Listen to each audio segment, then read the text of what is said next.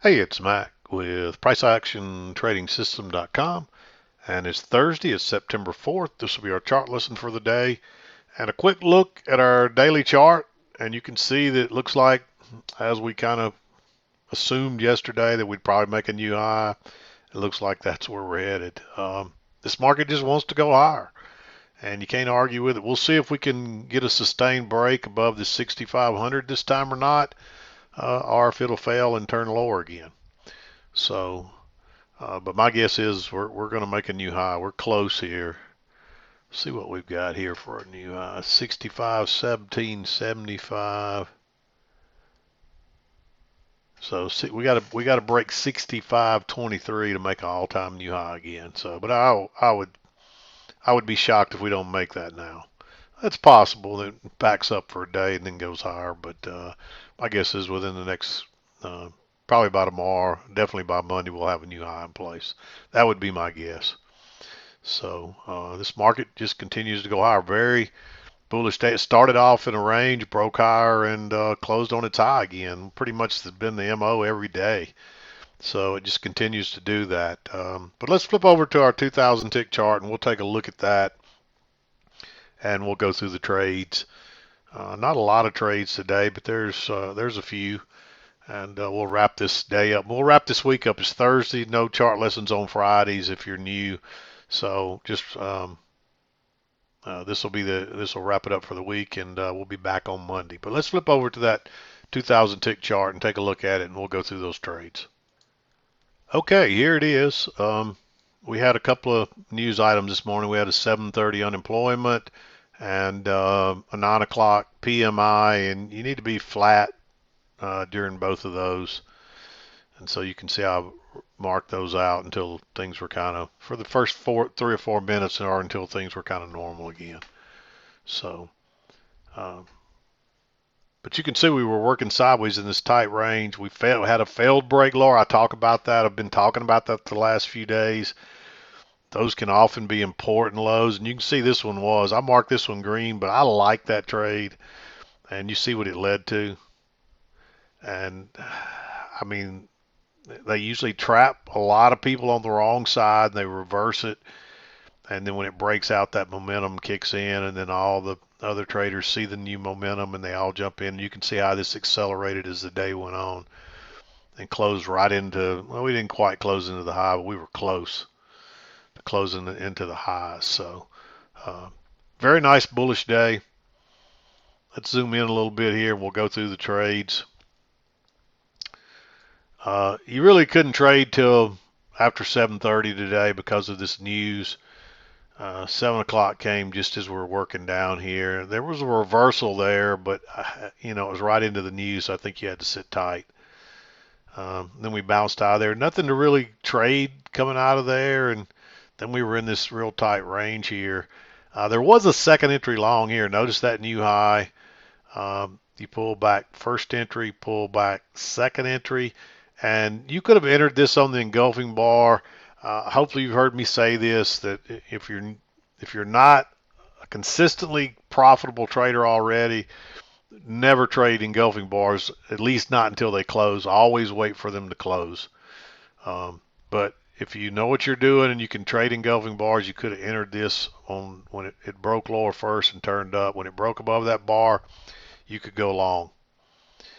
Then it runs up, and there was a lower high here that would have been a nice trade, but it's right into the news. So this happened at 8:48, so there's still 10 minutes or so to go. So I mean, if you saw that, I wouldn't. Maybe you take that trade. It's a second entry short. It's a lower high. We've had multiple tests of that resistance, so there's a lot of reasons to like that trade. But because it's so close to the news coming out, I'll mark it green. And of course, it ends up running all. You just can't enter in this stuff, and it ends up running to the bottom. We we bounce off that low again. Now we got a good signal bar. We're way away from the EMA.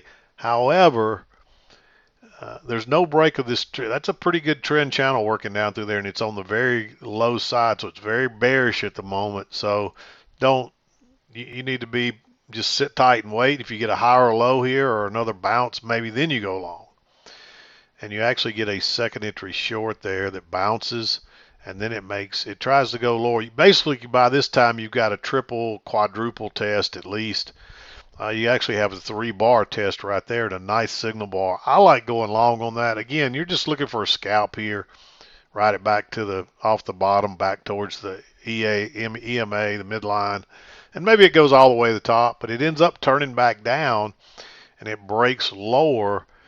Um, you might say, okay, if it breaks higher here, you could mark that one green, but it doesn't break above that bar. And it's a doji type bar with no body. So that makes that congestion. I would sit tight, just wait and see what happens. And then it pushes lower and fails real quickly and closes back inside the support. It's a big bar. I say it's a big bar. It's a big bar for what we're getting lately, but it's 15 ticks. It's not the 30 or 25 or 30 tick bar, but it's still a fairly decent sized bar. But I like going long there. Again, I'm going to always mark that green because you're better off to wait on the high or low, but you won't always get a high or low either. So if you want to catch a lot of these failed breakouts like this, sometimes you have to take some chances. And I like that setup. It probably traps some shorts right there with that. Look how bearish that bar is, and people don't know that. Actually, it didn't break lower there, but it was an engulfing bar, and I bet you a lot of people piled in short on that bar, thinking they teach you to trade the breakouts, and never trade a breakout. Always do just the opposite. And that's a failed breakout. Again, you're better off to wait on the high or low, but you don't get one here. It just takes off. And I like that trade. I'm going to take those most of the time. And in no time, you're right back to the highs. But this thing breaks out. Notice you get a break of this channel here and 2 legs up. And so I like going short there on a failed breakout the upper side. Because even if it's going to go higher, it's going to fail at first. And sure enough, it fails and it tries to get back in the range. And it ends up in a tight range just above the original range highs. And you can see we're kind of bouncing around here. Now there is a lower high here. There's not much, there just is barely enough room to get out before it gets back to here. So for that reason, I marked that green. But it's close to being red. It's right there. The problem is it's just right into the midline, or actually it's on the other side of the midline. So there's not much room there. And we just came off the lows, so it could be headed back to the highs. So it's a little, for that reason, I made it green. So we'll just leave it at that. But then it runs up here, failed breakout. Then you get a lower high right there. That's where I like to enter. But then it tries to go higher again and gives you a triple test right there and another bearish bar. So if you didn't enter here, this is the better place to enter. And if you really wanted, you could add on, but I don't recommend most people adding on because a lot of times you'll just, if you misread it to begin with, I don't think that's a misread. I just think it is a little congested, so it could do what it did here, but it didn't stop you out. So, but if you didn't enter, definitely enter there because you tried to go higher 3 times there. And each time, notice you make a little lower high, and there's a lot of stem on those last 2. That means it's losing momentum up there. And once again, the breakout fails. It comes back down, but this low holds.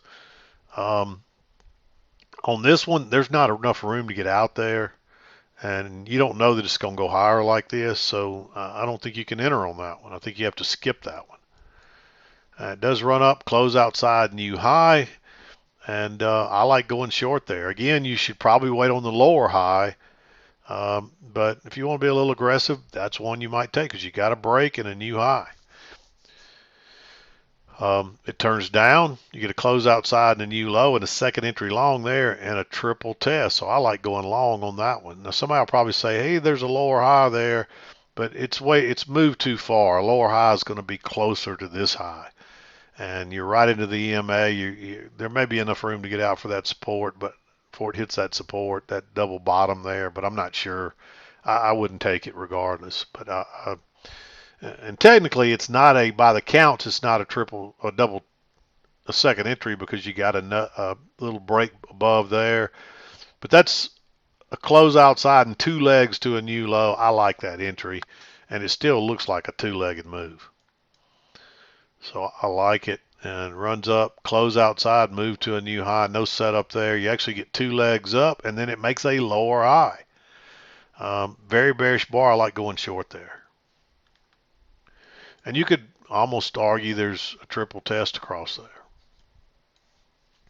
Runs back down, and where does it bounce? Right at the trend line. But we've had no close outside this yet, so you got to sit tight. But notice you get a close outside here. You actually get a first entry, second entry short, but you don't want to be going short into the trend line. So, but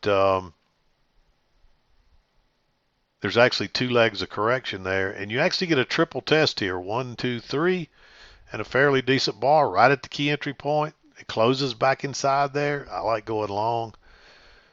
You get a higher low here. Boom. Right off the trend line again. I like entering there. And this is also a failed second entry short continuation pattern. That's just a first entry. But you do get a close outside and move to a new high. That is a second entry short right there. It's tempting to want to go short there, but this is looking like a pretty strong trend, and that's a fairly neutral bar. If you zoom in here, you can see that that bar is fairly neutral. So I would sit tight, and then notice you get a trend down, close outside, move to a new low, and when it breaks above there, that's a second entry long. You got plenty of room to get out. Off it goes. Close outside. Another second entry long on the way to two legs to a new high. The reason I marked this one green is because we just came off what looks to be the highs of the range or of the channel. And so the most likely odds are we're going back to the other side. So if you'd had a bunch of bounces here, I'd say you could argue you got two bounces there. So for that reason, I only made it green. If you'd had a bunch of bounces there and the market was real, kept bouncing off the second entry, or I'm sorry, off the midline, I wouldn't have a problem with taking a second entry long there. But because we just came off the highs and we need to go back to the lows, and that's only really the first bounce or so, it's a little suspect. So for that reason, I marked it green. But it runs up, makes another new high, but that's another reason I like it as a possible green, because you've got this channel working up, this micro channel, and you got a break, but you don't have a new high yet. So we finally make a new high, and then we run to the other side of the channel. And here's another one of those that breaks lower, fails, and turns up. I didn't mark that one because there's no close outside this channel. This has actually moved over a little bit. That's the first break, so it's probably going to try to come back. But when I was watching this earlier, I didn't really like this trade, but that is such a bearish bar right there. It opens on its high and closes on its low, and again, this confirms the trend line. You might take that if you know to trade taste. If you're good enough to trade engulfing bars, but I wouldn't wait and go long above that high there. Because there's some resistance right across there. So the only way I would trade that would be on the engulfing bar, and that's for 95% of you. You should never trade an engulfing bar, not yet anyway. You do get a higher low here, but no setup, and off it goes on another. You basically have another trend working higher here.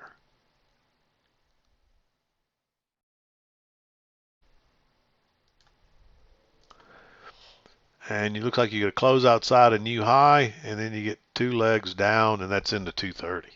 So I really don't see anything else you can trade there. But notice that once you came off that trend line again, that key entry point, you headed all the way to the other side, and you got another channel. This might even be a little lower like so. I think that's more accurate. You get a close outside, and eventually it makes another new high. So this is a pretty good afternoon rally. And once again, we seem to start off every morning in some kind of range, and sometimes we break out and continue on, and sometimes we don't. Sometimes the range is big enough you get these bigger trends within. Today it wasn't very big trend, or very wide range. It's only 60. Well, we'll make it real quick. We'll tell you exactly what it is. It's only about 13 and a half points maybe. So, but this is a nice spiking channel after a failed break lower. If you catch this right here, I mean, you have the opportunity to get a runner that runs all day long. Most of us probably would have exited somewhere in here, but if you're one of those kind that are good at taking the runners, I mean, if you went into this and got out about 3 o'clock or so, I mean, you're looking at 50 plus points. I mean, it only takes one of those to, a single runner of that can, if you're trading singles or doubles, one runner like that can change your entire trading, your whole month or more. And I mean, if you're trading a lot of, uh, contracts, like if I was trading 5, which is what I usually try to get a runner on, times 50 points, well, that's 250 points for the day. I mean, that's a lot of money. Me, I'm not good enough to take a runner that far because I don't like giving my money back. And as soon as we'd had a big correction, I would have been out of it. So I probably would have been out at these highs. I'm just not very good at the runners. I'm good at catching them when they're there, but I'm not very good at letting them, hanging on to them, letting them run. That's my Achilles heel, always has been. But that's what led me to this whole strategy to begin with. Was I learned to start taking my profits when I had them instead of trying to hang on and get rich. I said I'm just going to start taking profits, and when I did, I started making money. And anytime I was trying to hit it big, I always lost. So there's pros and cons to both of them. But if you like to swing trade and you're better at it than me, I would say, by all means, try to get those runners and try to get a swing trade going. But I'm just not good enough at it. I'll be honest with you. One thing I'm good at is scalping, finding the entries and knowing when to enter and understanding where I got enough room to get 4 ticks. I'm very good at that. But when it comes to runners, I'm certainly not the best. I wish I had a little more patience, but honestly, I don't. But anyway, that's neither here nor there. Uh, if you can catch a runner and just get to the other side, that you're going to make a nice profit. I mean, if you can catch a runner right there and just go to the other side and exit, well, there's 13 points. And if you got 5 contracts, what is that? That's 50, 60, 65. Is that right? 65 points. And that's $3,250. Not bad for, and being done by 9:25 for about 2 hours of work one morning if you were in here at 7 o'clock. I mean, that's hard to, and if you can do that consistently, that's the key. When you start to look at this like I do, this is a job, and I come in here every day to make a salary. I don't come in here to try to get rich. But if you come in here every day and extract a nice salary, more than most people make with college degrees and businesses and overhead and employees, and you don't have any of that, then you can make more money than them in a couple of hours and go play golf the rest of the day or go fish the rest of the day or go spend time with your family or play with your dogs or cats or whatever you like to do. If you like to hike, you can go hiking. If you like to go home and watch TV, you could go home and watch TV. Whatever you enjoy out of life, you can get a whole lot more of it if you got that kind of opportunity to make that kind of money in that short a period of time with no office, no overhead, no employees, no nothing. It's the best of both worlds. It's the best job you could imagine, but it's not as easy to obtain as most people expect it to be. And so you got to work hard at it. And you got to work as hard at this as you would if you were trying to be a lawyer or a medical doctor or some kind of specialty engineer or whatever. You need years of education and lots of experience at those jobs. This is no different. You got to get your education, which you can learn the education part a lot quicker. If you're really smart, you can learn the education part of this in 6 months, probably, maybe a year tops. But the key is getting the experience you need afterwards, and that's where the time comes in. You need lots of screen time and experience, And that's where this gets hard, and you know the time, and people want it instantly, and people want to change this, they want to change that, they want to do this little part some way they learn something else, and when you start doing that, you screw the whole thing up. We got it down to a science what to do with this stuff, and the people that have the most success, especially the quickest, are the people that just follow the rules exactly and do it exactly like we teach it without any deviation, without changing anything. They just do what we tell them to do, and those people tend to have the most success the fastest. And the key, you know, I've told you the key a million times is sim trade. Sim trade as much as you can. Get as much experience as you can, because that's where the experience comes from. If you're watching this video, unless you're a, a multi millionaire, which you don't have enough money to learn to do this live, and even then you may not if you're really bad. Because even if you're a millionaire now, got $1 million sitting in your bank account or trading account, it's not enough money to learn trading live. Okay, I just had a little interruption, but I think we were pretty much done there. So anyway, hope everybody had a great week. Hope you have a great weekend, and we'll see you on Monday. I'm done for today. This is Mac with PriceActionTradingSystem.com, and we'll see you next time.